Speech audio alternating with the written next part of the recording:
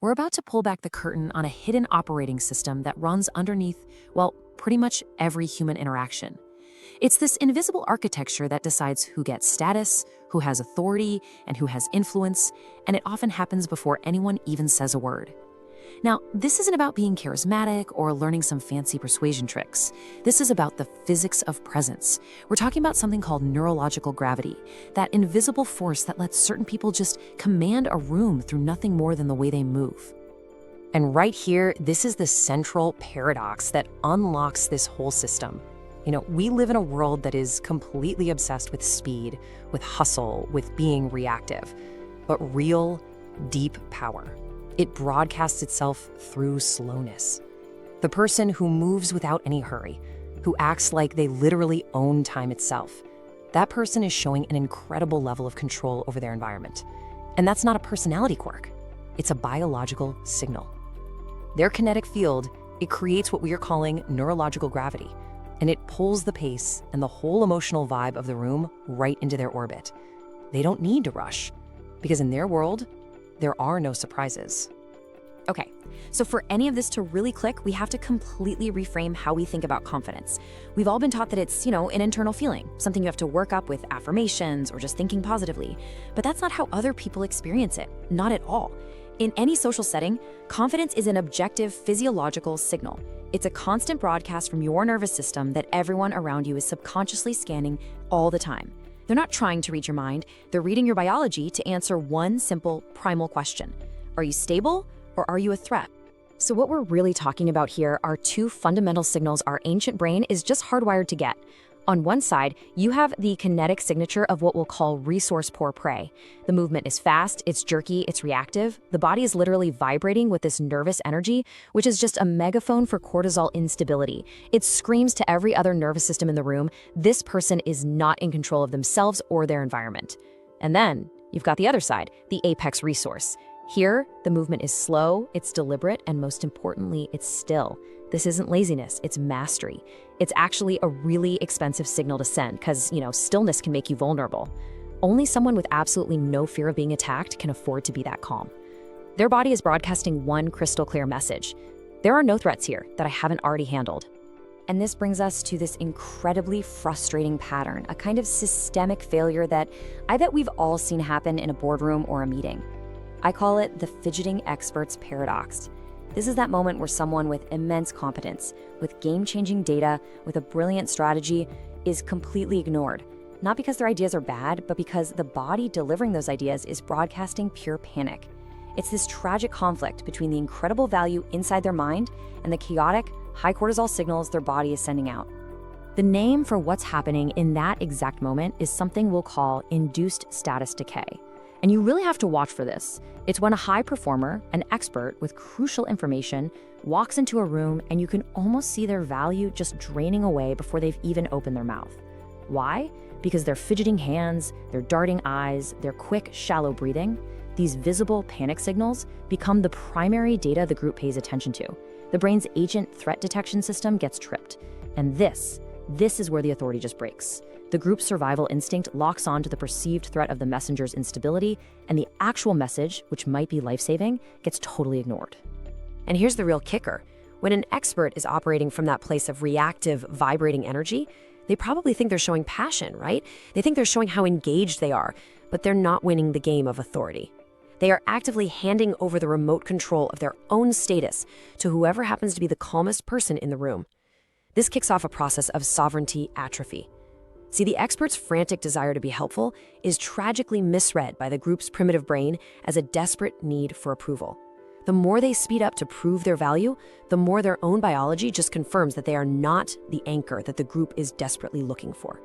So we've diagnosed the problem. Now let's switch gears and go into analysis mode. How is this environmental control actually built? What are the precise mechanics behind high-status movement? Because this isn't some innate gift people are born with. It's an architecture. It's a set of observable physical signals that can be constructed, consciously or not, to project absolute control over yourself and everything around you. We're moving from the what to the how. This right here is the four-phase loop that builds kinetic dominance. It all starts with kinetic deceleration. The person moves just a little bit, say 10%, slower than the room's general pace. They put a deliberate pause in before they speak or act. That alone breaks the reactive cycle. Next up is spatial expansion. They claim their territory without apology. They sit fully in their chair, they stand tall, their chest is open.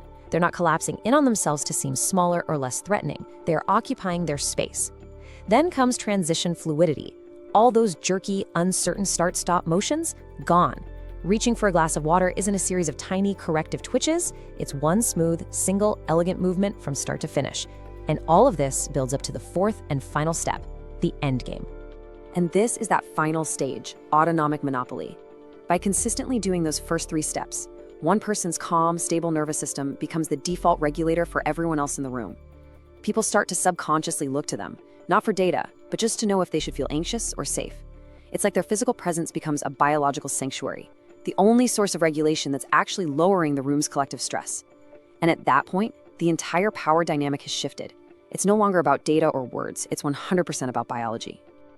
But here's the crucial question, isn't it?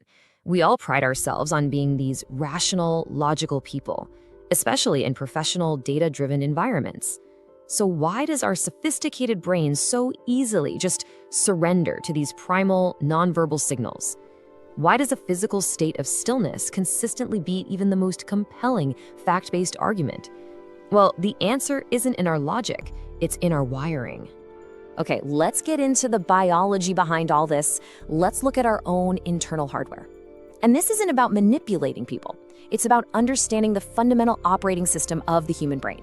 See, the incredible power of this kinetic system isn't based on social rules. It's rooted in the non-negotiable laws of survival and, believe it or not, saving energy. So why does this happen? Well, first, our brain has a primal bias. Given the choice between a calm leader and a frantic genius, our nervous system will pick calm every single time. Our number one priority is safety, not truth.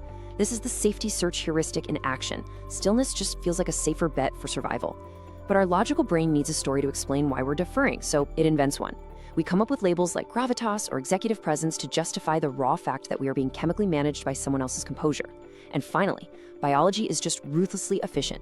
It's metabolically expensive to challenge stillness. It takes way more energy, way more glucose to stay on high alert and fight a calm presence than it does to just relax and go with it.